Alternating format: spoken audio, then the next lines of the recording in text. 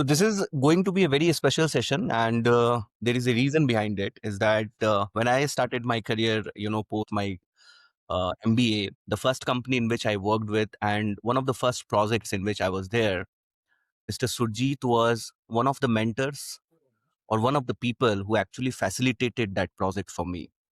And it was because of his intelligence, his execution capabilities, that that project became very successful ultimately. So this is a very special session because today we are going to talk about his rich experience, his insights, and the amount of equity that he has created for himself inside the industry for being the Mr. Dependable of transmission industry, of infrastructure industry. I welcome you, Surjeet. Thank you so much for joining us. Yeah, thank you so much, Rishikesh, for these kind words. It was same feeling for me as well. Working with you was a very great pleasure. I will never forget that time. That was good. We've got very interesting set of topics for you. But before we go there, would love to understand from you your journey so far to give a good context to our audience. So I started my career as a trainee engineer in power and transmission industry with an EPC company called Gammon India Limited, and I was at ground like I got campus placement. I joined that company. And the very first day, this was that I put on the site only. And I was unaware about what this company is going to do. So then I started kind of talking to people, and I got to know about the technical things about the power transmission. Earlier, I used to see in my villages or any town that these are very big towers, steel structures, and the skyscraper like thing in my village also. But I was a little bit fascinated what is being used for. For that, I think I started my career over there, and I started learning the basics of power transmission. Why this is towers are necessary, why we are building this line, what is our contribution to the industry or the country. And then I started uh, learning about what are the challenges of bottleneck, because it was like a very linear kind of projects. So traveling across the states and up to 500 kilometers, 600 kilometers, state line is going, number of towers, repetitive work, very unique kind of expertise required for each and every. So I did there, I work as an EPC engineer there. And then I joined a principal employer company, Starlight Power, in back then in 2030. And I'm still serving that company. From there, I changed my perspective of seeing the things from owner's point of view, not only from execution. So basically, this stakeholder management or the governance, planning, how we are going to project our entire perspective to the our audience, all these things I learned over the years. Then I began working with the operation and maintenance, execution, bidding, design and engineering. Then I also got opportunity to work as a lead project management team leader from this organization. And then I supposed to happen the project head for a very critical infrastructure called Mumbai Uja Marg Limited, which is now called backbone of the entire Mumbai. So entire Mumbai is being fed by that line, which is getting cleaner energy all the way from the Gujarat inside to the Mumbai suburbs. So that is how it is. And now I'm into the renewable sector for last 1 year.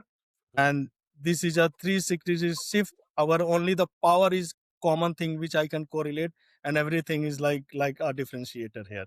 So this is all my journey, Rishikesh. Thank you so much, Surjit, for taking us through this journey so far. Very inspiring journey, right from a small village in a place in Bihar to kind of becoming a leader in such a big organization must have been very tough for you, right? Must have involved seeing a lot of dreams. And we really want this session to inspire a lot of other, young people as well as the experienced professionals, through the journey that you had. So the first topic that we have is around power transmission, and you have worked across conventional power transmission और अभी आप renewable projects पे हैं. So how does project execution differ from transmission infrastructure to say wind energy, projects? So in power transmission, there is lot of legacy behind this. So we are working in this sector for many years. So now there are many improvisation. There's set uh, set procedure for engineering, for construction, for like commissioning. Everything is set.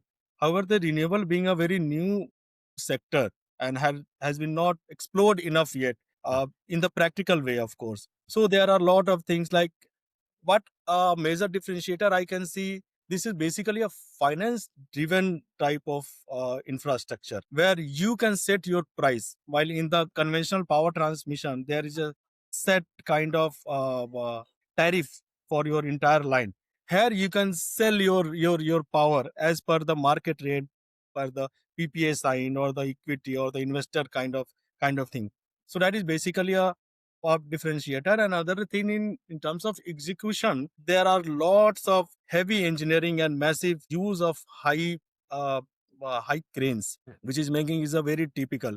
In power transmission line, the project is linear. It can travel across the state and can having the kilometers in such a way, having mountains, forest, birds, edge, such all those things. However, in this renewable sector, you have to work in a area which can be a 25 kilometers of diameter you are covering or something like that. Managing these and attaining the permission for the land is something which is very important and critical in these wind projects. So two things are very critical which is needed to be taken care and which is different from the conventional energy.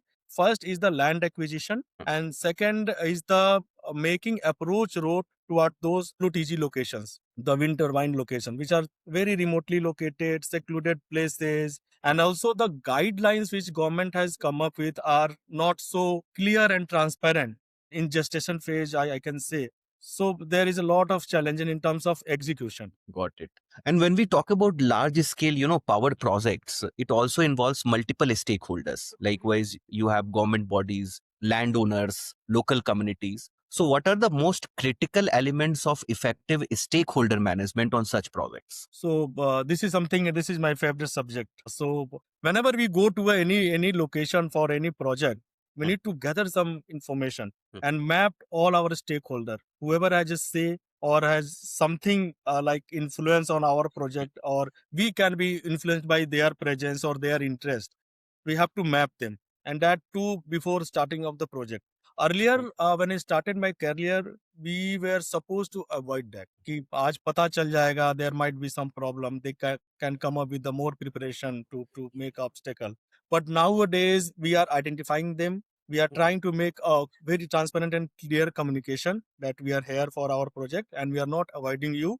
We just want you to be a part of our project. So we are trying to mitigating that thing and everything, like starting from the landowners, from Tehsildar, SDO, collector, SP, IG, for that say Mantralaya, as well as the Sarpanch, the local Talati people, all are our stakeholder, whoever has that kind of say in our project. So moving forward, this is the new way of working where we are mapping each and every person, and upon their interest, we are trying to onboard them on our project directly or indirectly. So this is something is very important. And then the community engagement through our lots of various intervention, lots of innovation, how we are making community a better part inside our project only, so that they can see us not as a outsider but as a part of their community, and we can also see them like that.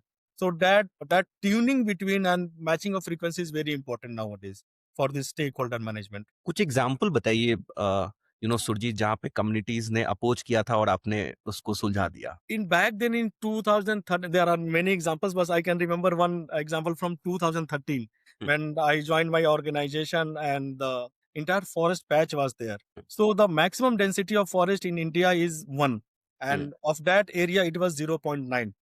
So you can see even a 10-meter far away person you cannot see by your naked eyes. That was so dense. In that area only our transmission line was passing, and that was, by the way, bare minimum possible forest area through the entire region. In that area there were 13 or 14 homes were there, houses were there, where there was some tribal community was living. And as this area was the minimum possible forest area, we need to shift them to a safer place. So we started making dialogue with them.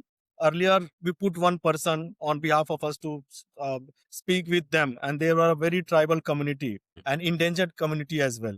Then I see that there is a gap of understanding that whatever as a company we want to show as a perception, that is not going to my audience. So we change our steps, and I try to kind of meet them directly and ask their concern And after 6 months, the scenario was the line was built. All the 13 houses were converted into a pakka houses kind of thing. All the entire stationery were provided. And what I observed that not a single boy or girl from those houses were going to school. So this was my first condition. I will do something for you like pakka house or something like that. If you are sending them to the school, and I will bear the entire cost of that. And to my surprise, they agreed, and children were very happy, and we did it in that way. So now even if I can go now, I can meet them. They are literally kind of a hugging gesture. So we build that connection through communication, through transparent dialogue, and by the empathetic move. I went a step ahead without knowing their language, but I tried to kind of have that sense of their concern. And then I started talking to them and making themselves like onboarded on our project, so that the project should be constructed, but not on their grievances. So that I tackled first, and then I made my project. So both went there, and both went good. So I can just remember this example. There are many, but I can remember this example. You have been a very lovable person, so I think people in the community and also within the company also, you are a very likable person, and I think being likable kind of helps you navigate through all these community level challenges. So thanks for this kind words and gesture. So even I was there, and someone from my team, my boss was like giving me a good comment that if you can contested election here of member, at least you will come to the second or third position, if not first. So that was the engagement level. Yes. And this is how I learned to how to like you cannot be fake and good at same time. Yes. You have to be original as per yourself, and you have to be you have to show empathy. You have to go into another person's shoes to understand their concern. You cannot see it from above 40,000 feet. You have to go there. This is my understanding, and my kind of way of working in this direction. Yeah, absolutely. And now we'll also talk about project handovers and execution across multiple states, because since you have worked into the linear project, so that involves execution across multiple states. So what are the most common risks that are involved during the handover phase, and how can teams mitigate that early? One thing I can remember with my past experience as well, maintaining the document and data. Like we have done good if there was some non-compliance in some activity, and we have complied that, but we have not maintained the data for that. That might create a confusion, or may attract some cost impact. And also there may be a trust issue also if this is quality, and someone is buyer, and you are going to sell that asset, and if there is a question mark of even a single quantity at your asset. So in power transmission, the very peculiar is it why we are not making pens. Like we have target of making 100 pens, and we have made 10 pens. We can sell them 10 pens. But in power transmission industry, unless until you have touched the last wire, last jumper, last nut and bolt, the entire thing is either zero or one. So that is why this maintaining of documents becomes very crucial, and the smooth handover. So what happens usually, whoever is in the construction, they can get transferred to the other side, and some other guys come, then they have lot of that thing. Now what we have started, we are putting our operation and maintenance team in middle of construction only. They are part of construction, so that any data which is being maintained is being kind of vetted by both parties. And also some TPI, like third party agencies, should also onboarded to take these random checks, and records should be maintained, and it should be like in real time tracker also. We have started doing that in many of our projects. So using of digital thing in maintaining this document, it will be helpful. Got it. Planning and programming has been very central to your career. So how important is detailed planning in avoiding delays and cost overruns, especially in power and wind projects? Right. So in power transmission, first of all, we should know why we are doing this, and when we are doing this, and what is needed to be done. And most important, what can stop us. So this risk assessment is something, risk assessment and their mitigation plan is something that should be knowledge while you are from the very inception of the project. So, and then the real time planning should be done, like realistic target should be given, that should be planned, and that should be tracked. And also the supply should be in such a way that services should not get impacted. And also the clearance of regulatory thing in planning is very important. What we do, we can only focus on the construction activity, but not on the regulatory part, the approvals. But even there, if there is 400 kV line or for 400 kilometers, and you have like 50 approvals, every approval can stop you. So each approval should have some timelines, because they are that external stakeholder. You have very less control over their work or their mechanism of working. So that should be planned in advance, and every regulatory approval should be tracked, and that should be done in advance. Like for forest clearance, also, if there is forest involvement, even a 1 hectare of forest involvement can delay your project by 3-4 years. So you need to take care that the file should not like move backward for once. Otherwise, it will be like 3 months delay. That is how forest is being tackled. So this regulatory forest and this realistic time planning is something which we should track, and that should be done in that way. So every what I did, that my entire project was divided into 4 geographies, and every geography was seen as a single project, and everything was tracked accordingly, either administrative or law and order or regulatory or any kind of that advocacy approval is required. That will be done in advance. And when we talk about renewable projects, it also involves, land acquisition and environmental challenges as well. So how should project leaders balance speed of execution with compliance and sustainability?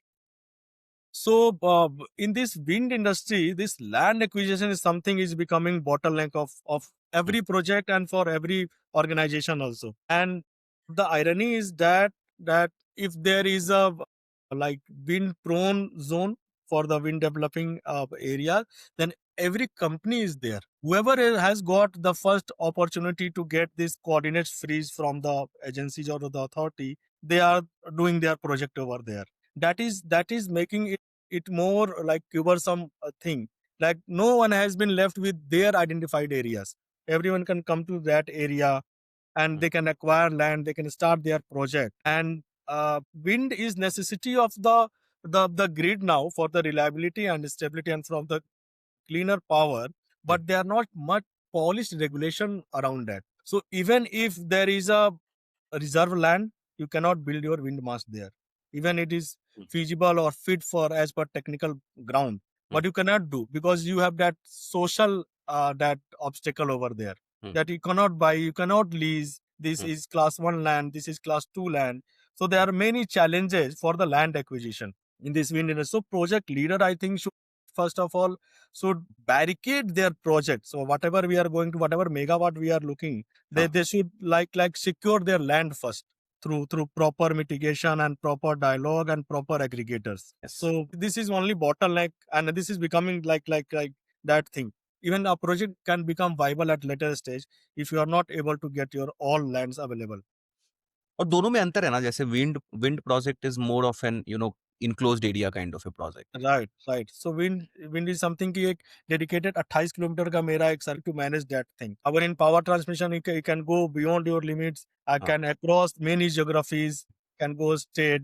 So I think the challenges why the more geographical challenge is in power transmission, because you are not able to choose your route. You can only optimize your route, but here you can choose your area. You can avoid forest, you can do something, because you are only the chooser. But that is a bid route, that is a route given by the agencies only, from government agencies. So you need to be like around that route only. But in that case, again, in power transmission, the regulations are so clear. There are authority for the entire thing available. The support system is there. In renewable, it is being like developed now. So more clear regulations are required, especially in wind segment. Yes. India. I mean, wind energy, there is a very good potential in 5 states like Karnataka, Andhra, Gujarat, Madhya Pradesh, and Maharashtra as well. In fact, Telangana also. So there is good kind of opportunity and possibility that we can have our wind project here, and also some good designs are coming up. So even if the wind pressure or potential is low, you can make modification in those designs of those blades, that fan blades, and you can utilize that. So potential is there. I think currently there are 20 gigawatt which is planned across these 2 3 states only from this new power. Got it. And when you talk about wind energy projects, it also requires a coordination between the civil, electrical, and the grid teams. So, Right. what are those operational practices that help ensure smooth coordination? Right. So first of all, there are, I think, verticals, like a land is team is there Hmm. who is fully responsible for the taking care of land thing. Then the handover to the civil team for foundation work. Then a specific and very focused civil team is there for foundations. The foundations are also very massive, and technically it is very crucial because Hmm. there are many 84 anchor bolts and all should be in line with the fan, the WTG mast and blades. There is a particular angle also. And then they hand it over to the mechanical team, which is responsible for the taking turbines to the location, then erection, then rotor, blades, nacelle, hub, then testing. And this is 140-meter height, having use of crane of capacity of 850 metric ton or something like that. Moving those cranes into the paddy land in a very like of encouraging weather only, reach up to there, then do like in phases it got erected with Hmm. a massive use of 2 3 cranes, the support cranes, the main cranes, and there are at time there are 120 workers working for the crane erection. Then Hmm. comes to the electrical team. After installation, they are installing a transformer. Then the energy is getting converted through the regulated transformer. Then it is getting upgraded to the some voltage level, and then it is passes through the EHV line and connected to the grid. So Right. all these verticals should work in sync and in parallel. So that is why the clear communication and clear coordination is required, which is making is a more not only challenges on terms of the stakeholder or something like that, but also on the technical terms. Now, when we talk about, all these projects, quality and safety are very critical. So, how do you build a strong safety and quality culture on the sites, considering the fact that you are operating under very tight, timelines? Right. So quality and safety is for me, or and so I have been mentored by very good leaders also. Mm. So quality and safety is non-negotiable Mm. for that thing, and for maintaining this at site, this should not be seen as a like different vertical or something like that. So Mm. way of doing project or execution is something someone should say or not. It should be with the proper quality and safety, and Got it. not a single work is important who can Mm. make a question mark either on quality or on safety. Nothing is more important than that. And Mm. also there is a check mechanism, audit mechanism of random audit, frequent audit, the proposed audit at various levels, as well as the maintenance of documents, the safety guy, quality guy, and the TBTs, the toolbox talk, Mm. which we are whenever we are going to start an activity, a risk has been identified as HERA that Mm. should be mentioned in that TBT to each labor, and they should understand. They should ask question as many as they can Mm. in the beginning of the process on or activity only. And in our all projects, it is happening before starting any work at site. This Mm. is first thing. Now what we have started as a different measure, that in urgency, like you said, there's a very tight timeline, so everyone is encouraged to do their work in faster mode. Yes. But having said that, the safety and quality should not be ignored by the ground people. What we have done, while in lunch we are giving them a very good kind of briefing that what we are going to do next. And in lunchtime there is something called family time. Mm. So they are allowed, or we are encouraging them to have a video call with their family that are working at this site, and I'm about to climb this tower and it seems safe for me, and Mm. they can see their faces of their loved ones, and Mm. after realization they can you go to the tower and do their work. So this is also a very unique kind of thing which we started, like this thing. So this TVT Nice. and this thing, and then this random audit and all these things. And Mm. whoever is raising any concern over safety and quality, they are being rewarded.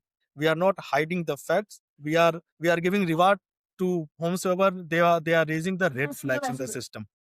Yes. Every near miss is appreciated and rewarded. Every finder fixer in quality is being appreciated and rewarded. So Yes. that is good culture is there. Mm. That is why we are going ahead in quality and safety. I think Kaushalji is also there, na? Yes, Kaushal was there, and I worked very closely with him. And Yes. he was like, he gave me a very good example. So when he was going to office Hmm. and his wife was waving her hands to Ah. say bye, and he Hmm. was like, see the flower pot is there. Will get it in the sense and the Yes. thing. So that is how these safety people are. Yes, great. So we'll come to the logistics part. So material planning plays a very huge role in project success. From your experience, how can teams optimize the material management, say steel, cement, or even the tower material, to reduce idle time and wastage? Right. So first of all, we have to identify the geography where Mm, we can locate our remote workshops where we can keep our thing as a storage plant, and there we can plan our movement. mm, In power transmission, we used to have this covered storage yard for the cement, steel, and all these things with mm, a very like robust plan of having this delivered to the location prior mm, to the construction work. And as is involving at stages, like if the reinforcement bar has been done, then the cement is required. mm, So we make sure that cement should not be exposed to the moisture and the open environment for much time. So that should be done early, and the checkpoint should be done early, and then this cement thing should go to site. mm. Nowadays this RMC culture is there, that ready mix culture is there, so this cement handling at site is becoming less. So now the transportation of this Ajax machine or RMC is becoming more of like need which focus and attention. And the logistic part in wind industry is very crucial. Transportation of the blade of like 90-meter length, Yes. having wheels of like 110 wheels. So that is becoming, so for that we do a proper route survey, and this has been identified by both three verticals: electrical, mechanical, and civil, that this should be our route, and this should be well compacted. There is something called compaction test for each movement, so that the crane should not topple, should not go beyond certain limit, and that all is being maintained on site. So proper survey, then identification, and then clearance of ROW, heightening of the LT wires, whoever are there, cutting off or pruning or lopping off the existing trees are also to give the way to the this lorry and all crane is important.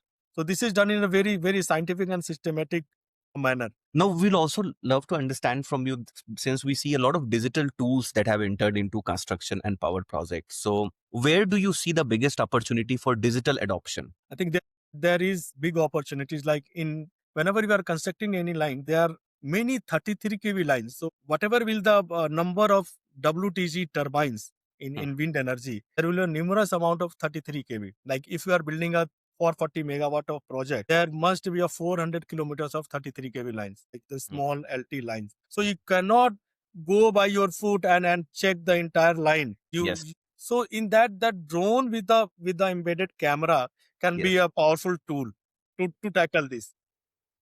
And also at 140-meter height of wind mast where the sensor are located or the nacelle are located, Hmm. what is the actual condition? You can deploy something drone like that, and they can take picture and clear video of that, whether everything is working or not clearly, so that someone should not go by lift or something like that.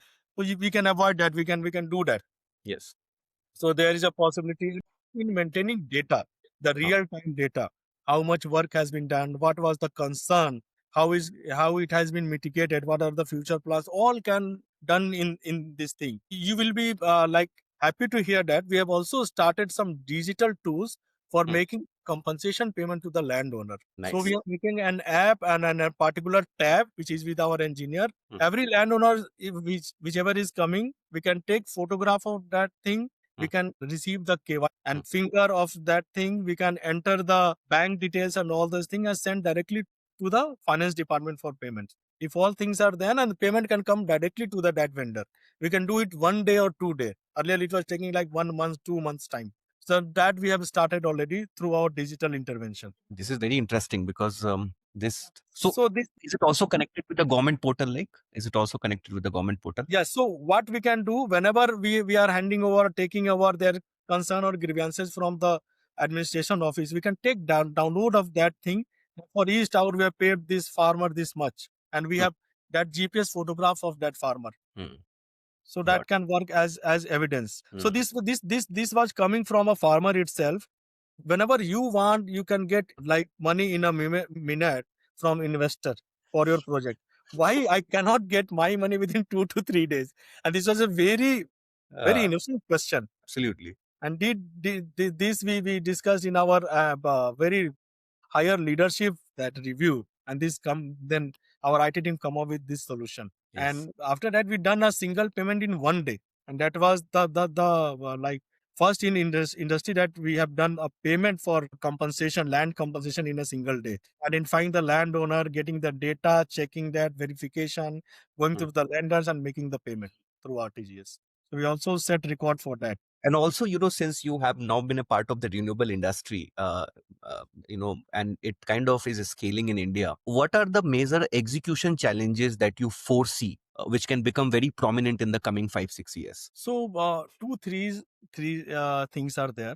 First of all, this clearance of ROW, what we call, like the right of way should be clear, and this is going to be really a bottleneck. And that licensing called public license or social license, which is nowhere written in the documents or any book.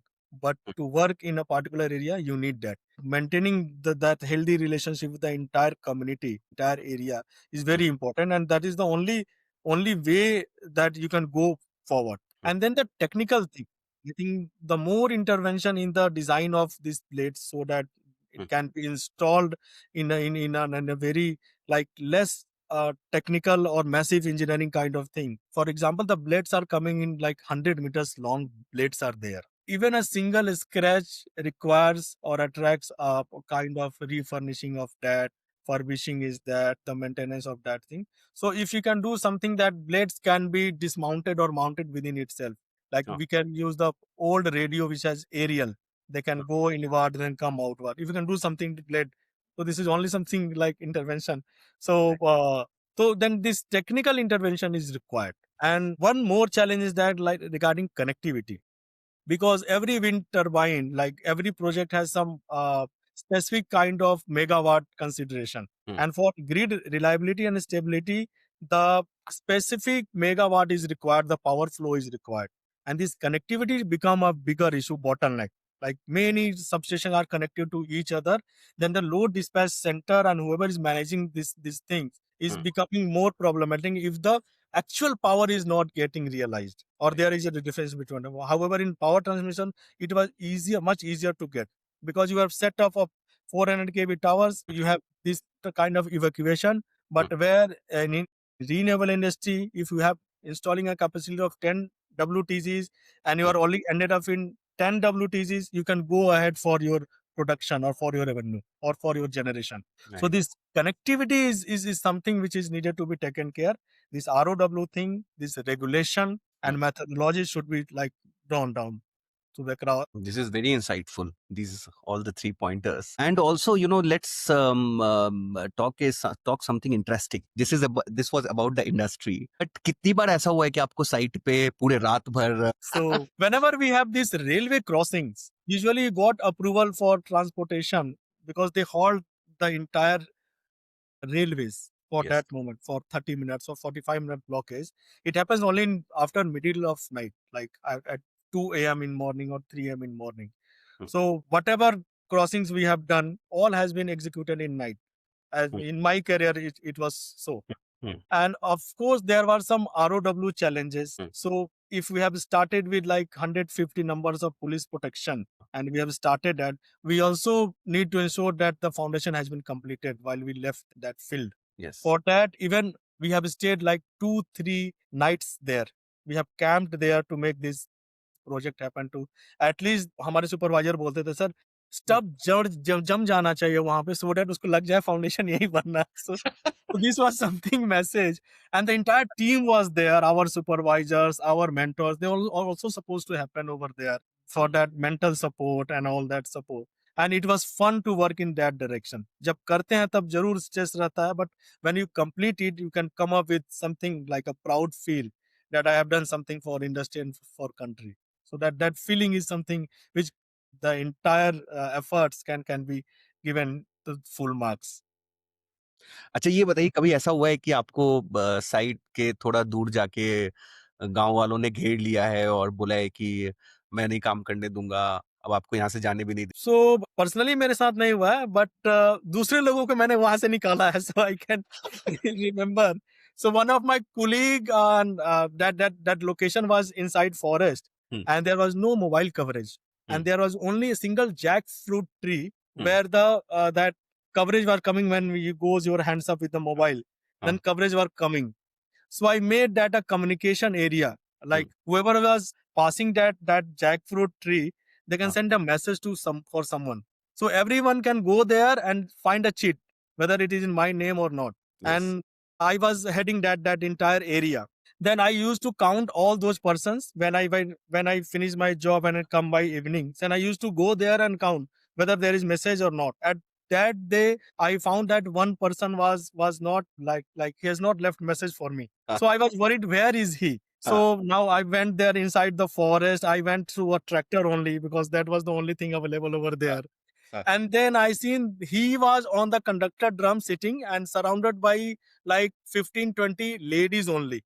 And they were asking for money from that guy. And the only thing was that he was not able to understand their language. That was only disconnect. When I went there, they got to know this is our people and he's an. Then ask ना इनको लेके जाओ क्यों बैठे इन्होंने बताया कि and that my colleague was so angry with me. तुमको बोला था आने के लिए तुम क्यों नहीं आते तुम ख्याल नहीं रखते and all those things was happening. So this I can remember as one incident. So it happened. Surjit आपको हो गया इंफ्रास्ट्रक्चर में और इसमें कौन सी ऐसी चीजें हैं जो आपको हमेशा डेली मोटिवेटेड रखती हैं, मतलब daily? So for me, I always used to say that the site has a specific charm. I love to travel.